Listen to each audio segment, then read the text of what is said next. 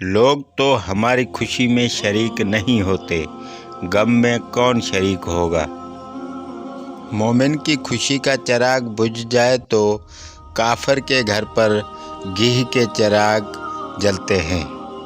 نظر آنے والی ہر شے محسوس نہیں ہو سکتی، ہر محسوس ہونے والی شے نظر نہیں آتی۔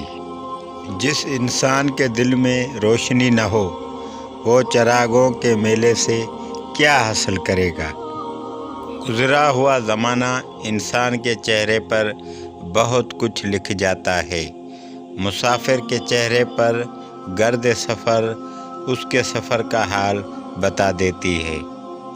مغرب کے ساتھ اس وقت تک مقابلہ کرو جب تک آپ مشرق بن جاؤ۔ جب تک آپ کو اپنی تمنا کی منظور ہونے کی وجہ سے حاصل ہونے والی ماہیت کا پتہ نہ ہو، اس وقت تک دعا نہ کرو۔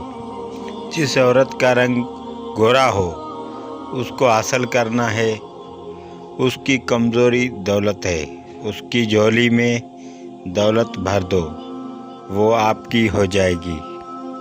کبھی بادشاہ بننے کے لیے دعا مت کرنا، اور نہ دعا کے ذریعے حاصل ہونے والی بادشاہی کے اندر اگر کوئی ظلم اور تلخی ہوئی تو ان کے ذمہ وار تم ہوگے۔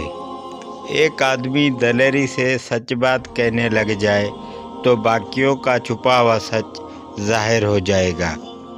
اگر زندگی کا کیا ہوا حاصل آخرت کے کام نہیں آنا تو اس حاصل کو مرحومی جانو۔